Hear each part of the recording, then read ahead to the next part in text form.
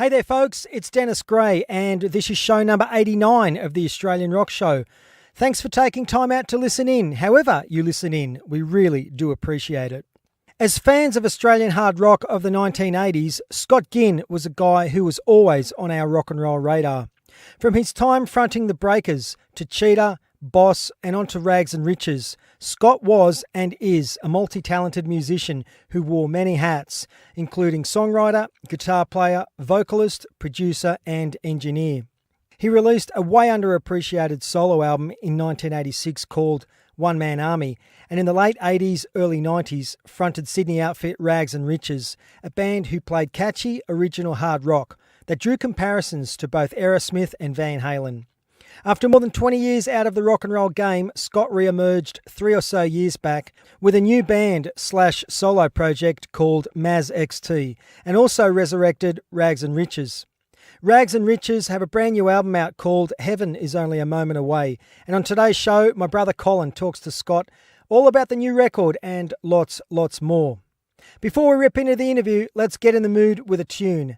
From the new album, this is Rags and Riches with the track Last Days of the World. Scott Ginn, welcome to the Australian Rock Show.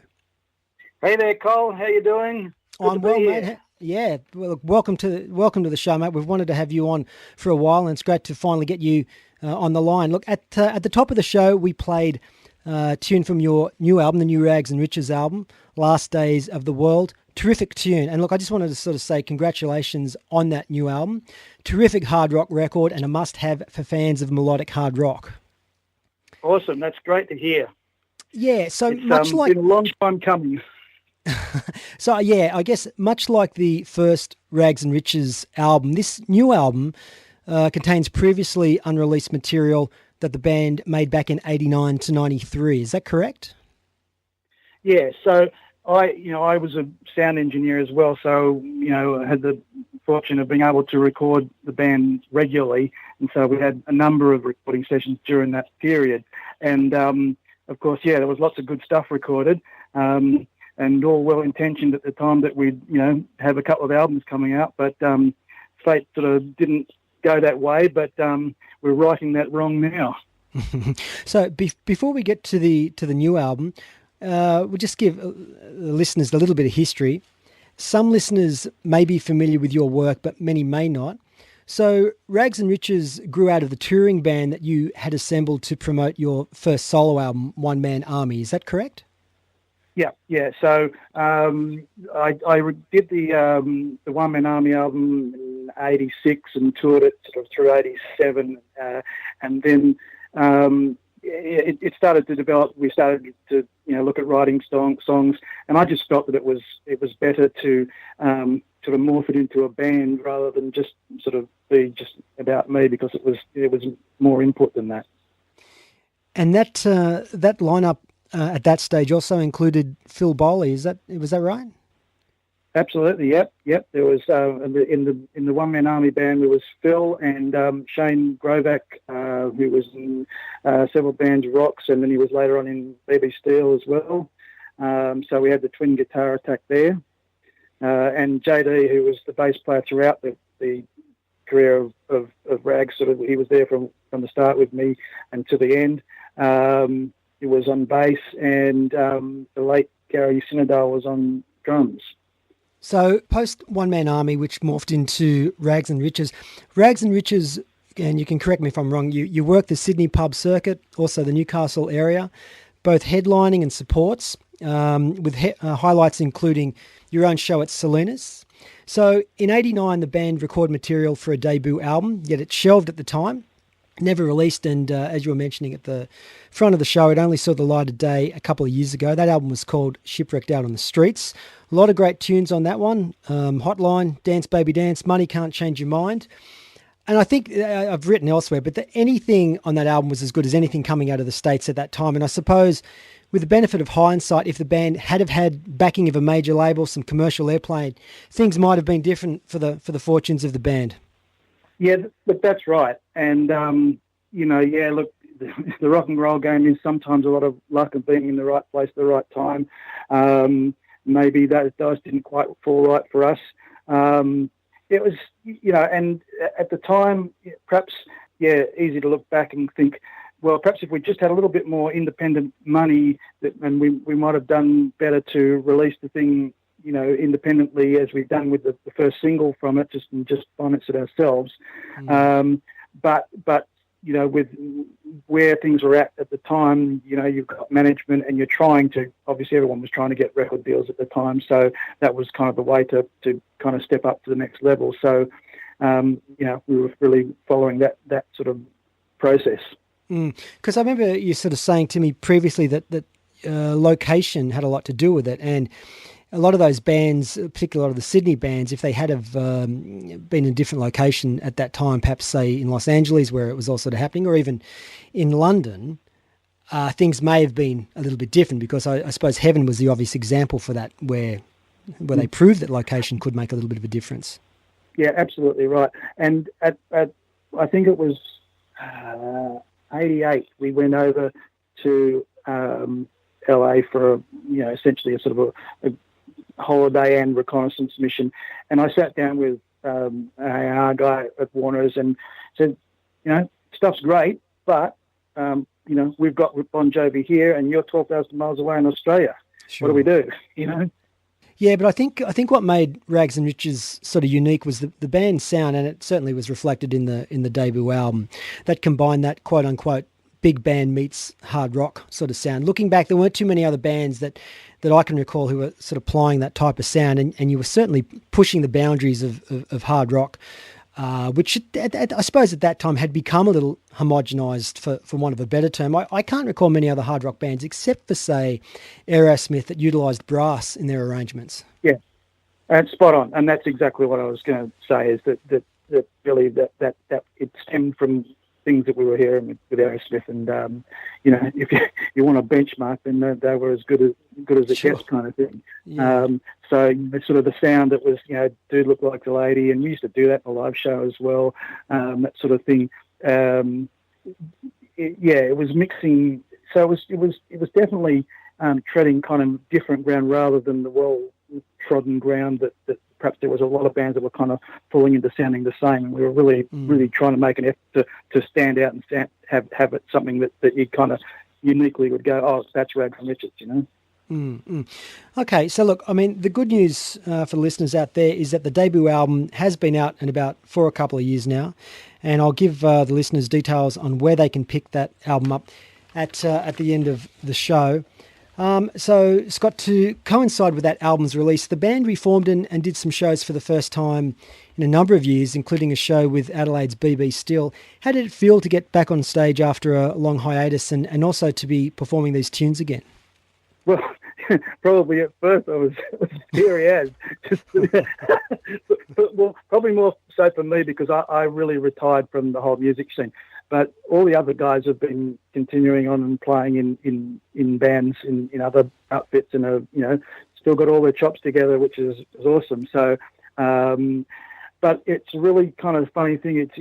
It's really a bit like riding a bike, because once you get back up there, and when you've got that energy of a really kick-ass band behind you, suddenly it just comes back like it was like second nature, and it felt great. Really, really did. Okay, so and I guess that sort of brings us up to the new album. So, like the Shipwrecked album, Heaven is Only a Moment Away, which is the new album, contains 15 tunes and comprises previously unreleased material the band recorded from 89 to 93. But what's different is that the new album is all 100% hard rock, so no big band sound and more in the classic sort of Def Leppard mould. Is that a fair or accurate description of the new album? How would you describe it? Oh, yeah, no, that's 100% right. And of course, having the luxury of sort of being able to, I guess, put these songs together at our own pace, rather than having the album and then writing a second album. When we were writing stuff, we would be writing a variety of things. So if you can imagine, these are all, if you put all the material that's on both albums is kind of a mixed timeline. But it made sense to me to group all that big band kind of rock stuff in the Shipwrecked album, and the more sort of mainline hard rock in the second album. So as an album, a set of songs sit together much more cohesively. Because I guess a couple of things that are evident to me after listening to it a few times is that the tunes are really melodic and catchy and a lot of hook. And I think that's important because to me, if a tune has no hook, it's not really, it's not worth a brass razoo. So that's testament to the songwriting that all these years later, with the dust blown off, the songs still sound contemporary. And I guess the other thing is that the guitar is sort of right up front and center, which, I guess that's, the guitar playing of Phil Bowley, a guy who's playing still sounds as great today as it did back then. Yeah. And look, again, I mean, I guess we had the luxury of that I was, running my own studio. We had the time to, take our time and get sounds that we wanted. You're not rushed, you're not paying for a studio, and you're not working with someone perhaps that you don't know or whatever. And there's been unpleasant tales of other recordings and things. So for us, I've always been able to get it down as I heard it, and the band heard it in our heads. And I've always had that reference point of listening to the production of your classics like AC/DC's Back in Black, any of those more recent Aerosmith albums, that sort of thing. Foreign albums, great sounding albums, and always striving to get that sort of sound. So let's talk about a couple of the tunes on the album, and we'll play one of them. Chains of Love is a tune that really sort of stood out for me, and I think it's a super catchy tune. What can you tell me about that one? I mean, it's essentially about the right person coming into your life, and then and sort of using the analogy that your heart's wrapped in chains, and that person can release those chains, and you stop being stuck in that mold, and you're actually finding love. To me, when I heard that, if you remember those days in around 89, 90, the formula for a lot of those bands, a lot of the major label bands, would be to put the hit single first and then followed by and I don't like the term, but the power ballad second.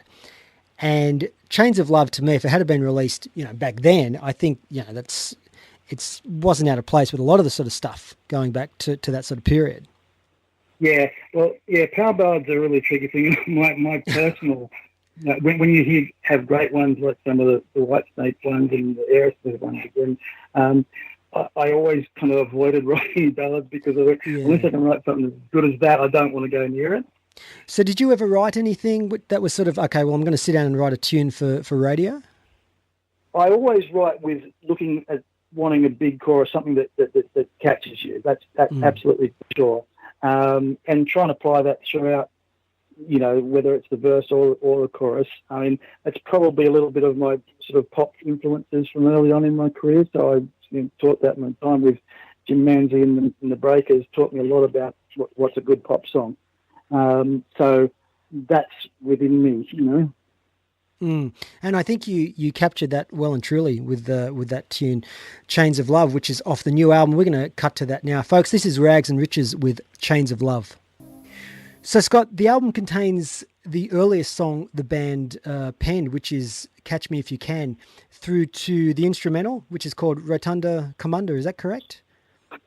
Yes. How was my pronunciation? So that was recorded So that was recorded and completed by yourself and Phil late last year. Can you talk us through that one? Yeah, so I can't talk you through the title, except you've pronounced it right, because I can't recall why I called it that. It was almost one of those, because it wasn't just an instrumental, it was just some crazy random term that I came up with at the time to give it a label on the recording. So completely meaningless. But it was a drum track that I recorded, and it was I guess I was doing it, I was thinking something like Bonzo's Montreux on the Zeppelin Coda album, something like that, and so I always heard it with something, with some sort of synth or some sort of drone going underneath it, but it was one of those ones that just never got finished, but I still kept the drum track. And so when we started to look at doing this new album, I started to noodle with it with some synth stuff, and got this grungy synth that sort of went in syncopation with all the drums. and some sort of heavy, the heavy chord guitars through it, and it was sounding quite good. And I went, it needs more, and then so I gave Phil a call and just said, mate, you got to come over and lay something down. And he just laid this blistering lead track on it, and it's just it's Phil at his best with his dangerous, edgy blitzkrieg guitar, and I just love it. Yeah, it's a terrific tune. So the current lineup of Rags and Riches is yourself and Phil Bowley, who was in the original lineup, and also Christian Hodgson on keyboards and Jason McDonald on drums. Now, they were both in the band in the early 90s. Have I got that correct? Yeah, so Chris joined us sort of pretty really early on, when we added the keys. And of course, that was, and once we started writing this sort of stuff with the big band stuff, we needed the keys to carry that part live. And so, and Chris brought great vocals to the band as well, which so it gave us another dimension. And he's now a frontman in his own right, doing one of the NXS shows. So doing good stuff. And Jason, of course, is probably is with the band Strange Karma, and but we're able to borrow him to get back the rag stuff together. Okay, so what are your plans for the album, and are you planning on doing some shows to promote its release? Yeah. Well, we've pretty much got. We're just waiting to get it locked in now, but we've pretty much got a show lined up for an album launch in early July. So I won't say that yet until I've got it 100% locked in, but it'll happen one way or another, and we'll kind of go from there. We'll probably put it out there. We're looking for other shows, and anyone wants us on a big bill and stuff, we'd be keen to do it. And certainly promoters nationally, if you're listening, Scott's available. Call me. Call him. So if I could just ask you a couple of questions about your other project, which was Mazz-XT. You've got material written for that project as well, which is also due for release sometime this year? Yep, and so that's pretty much scheduled for the second half of the year. I really want to focus on the Rags album first and get us to that. In all likelihood, when we do live shows, we'll add some new songs from the Mazz-XT album as well. Terrific. There's already one song out there which I've done a video for about 12 months ago, Only the Quick and the Dead, which is actually a song that I wrote right back in Montreux days, about 1981. But again, I've kind of give it a modern edge, and and there's some exciting stuff coming on that too. I'm pretty excited about that too. Okay, we'll give all the details at the end of the show where people can head to your website and where they can pick up that album and also the new Rags and Riches album. So just a couple of generic questions, mate, if I can. You're a guy who's been around the Sydney heavy rock scene since the hard rock and heavy rock scene since the late 70s. In that time, was there one band who you thought should have gone on to be bigger than they actually were and had more success? You can say Boss if you'd like, even though that's, because I'd agree with you. But anyway. And you're probably right, because, it's one of those things that coulda, shoulda, Yeah. There's, who knows why not? But certainly, it was so near but so far, sort of thing. Perhaps if we'd had more money and had the when the album was out and we'd had the ability to go off and tour and promote it in Japan or even live in America or Europe, we perhaps could have got off on onto the next level. Because that's but there was lots of bands around at the time that were good bands. Guys from Tough Luxury, Bronx, another great rock band, great songs. You just knowing what that LA metal scene was like. There would be so many bands that if you'd been there and been clubbing there, you could have been any opportunity. Yeah, benefit of hindsight, I guess. Easy in hindsight, yes. Yeah. So, look, lastly, mate, every guest on our show gets to select a song that has meaning for you. It can be an Australian song. It can be one of your songs. Is there something you'd like to choose and why? Yeah, I mean, sort of flipping a coin. If I was choosing a worldwide song, I'd probably go with Zepp's Whole Lot of Love, but because that was the song that kind of turned me on to the path that I followed. But I was thinking about it, and I thought I really want to play an Aussie song, and of course Akadaka is the Aussie band, and the song I'd like to choose would be Touch Too Much.